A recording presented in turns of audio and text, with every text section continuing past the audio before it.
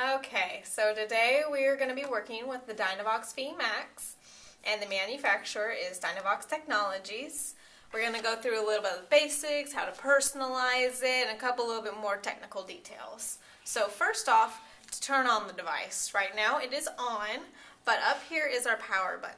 So when it's off, you just press this, and it's another easy way to turn the machine off. So as you can see, right now we're on a young child page.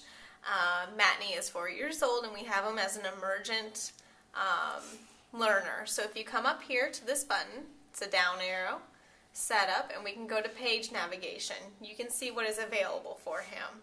Right now I have him on 12 buttons, but 6 buttons is also available. Other things that are available for him and all young children is to be a situational context dependent or a creative independent. These are just different levels of communication. And you can tell 20 and 40 buttons and 40 buttons. Those all kind of depend. Other ages that are available on this device, you can have a young child, a teen, a young adult, and adult. And all 5 of those have those 3 same ones. So technically there's 15 different user settings already pre-made on this. So if we come back to what he is on, you can see over here, this is the list of all the different pages that he has available to him. And if I pick one of these, it'll have a little display over here, a little preview of what he is. But we're going to come back here. This is what it's pre-programmed with, not personalized at all. You might find that sometimes there's a lack of vocabulary. You might want to add something. So this right now says in gym class I want to say played basketball. So we come up to our modify button, this green one. It says pick an object. I'm going to say that. And I'm going to type in here that he played, predictive text, which is very nice, basketball. Again, the predictive text. Next, it's going to ask you to pick a symbol. I like this one. Now we need to give it a behavior, and I'm going to say I want it to speak the label. We're going to add it. Now all this is here. You can also modify the button in many different ways. You can change colors, what the actual symbol looks like, and the font.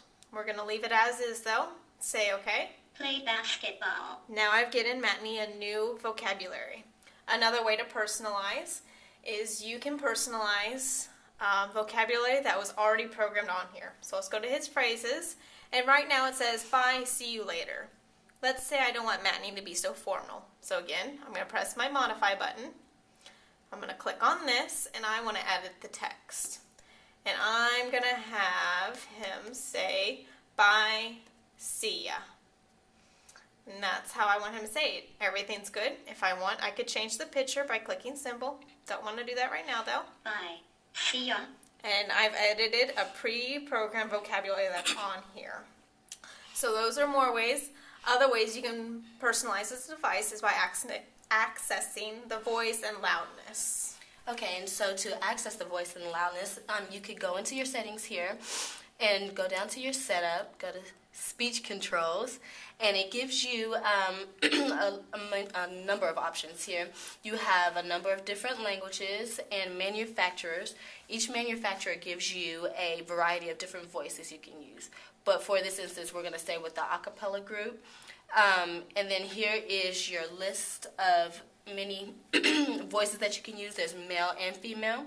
And for this demonstration, we're going to stick with Mr. Kenny here because we do have a young male. So also you can change the loudness here. Testing, 1, 2, 3. And then you can also change the rate of how fast they talk. Testing, 1, 2, 3. Okay, so we're going to put that back though.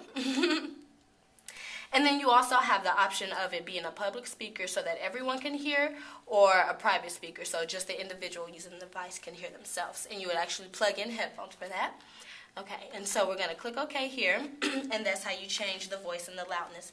Now also you have the ability to add switches to your device. And so we have our 2 switches here, and you could actually plug them into the side of the device right here, and you have you have 2 outputs, selection 1 and 2, so you can plug those both in there on the side. And that's how you automatically hook up your buttons. And to change the settings for that, we will go back into our drop-down button here, go to Setup, and go into our Setup menu. And here we have the selection method. We're already on Touch Enter, which gives you the ability to just touch the button and it speaks for you. But with our switches, we can't do that. So we'll go into Scanning here, go into our selection method settings, and then we will switch our auto scan into two switches so that both of our switches will work. We have a number of different settings as well to personalize that for the user.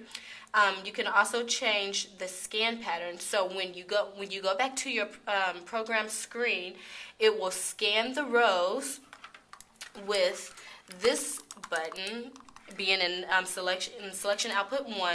It'll scan each row, and then you actually select which row you want with your right button, which is connected into the output 2.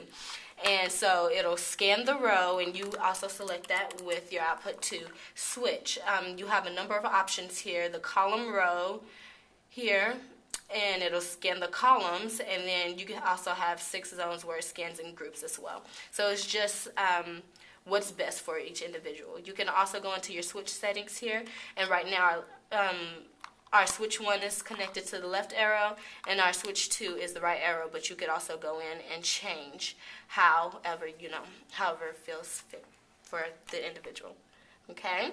And so we'll get back out of that. We'll switch that back to our auto scan and switch that back to our touch enters. That's what we'll use for this demonstration.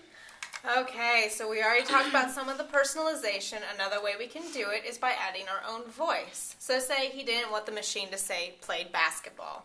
We're going to come in here, and where you can go, you need to go to Setup, Tools menu, and then you have your sound browser. Now this already has all the sounds that have been recorded. I have made our played basketball already. So if you want to make it, you have to press New. You're going to record it, and then it'll be in this list. So now let's go back to our Modify button, and we're going to go on the one we want to say, Behaviors, and I don't want to speak the label anymore. This time, I need to go to Multimedia and say Played a Sound.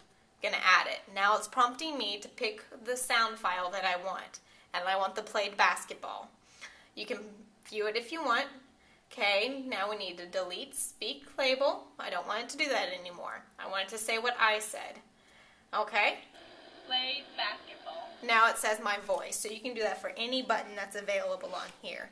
Other personalizations you can do is you can do environmental controls. As you can see, it says TV, lights, VCR. Let's go to the TV. You see you can do volume up, volume down. To do those, we have to come in here to Setup, Tools menu again, to IR Browser. IR Browser is for infrared browser. What you would do, say I need to program the TV power. So I take my actual remote control, I hold it up to the top up here where the infrared is, I click Learn, Start Learning, I press the button on my control that I want it to learn, stop it, and then it would learn it. Now whenever we go to this page, I'd say TV on, and it would work. Now we've done a whole lot today, and so what you need to do is back it up. So to back up the program or the pages that you've personalized, you take your flash drive here and you stick it into the side and enter it into the USB port, okay? And then you will go into your settings again, go to Setup, go into Setup menu, and then down here into User Manager, and it gives you an option here, Backup Selected User. You would click that, and it will give you the option of saving your emails and email settings, and you can do that if you choose to or not, and click OK. Then you'll be prompted to name your page. You can do that or choose not to if you wish, and then just click OK, and that is how you save.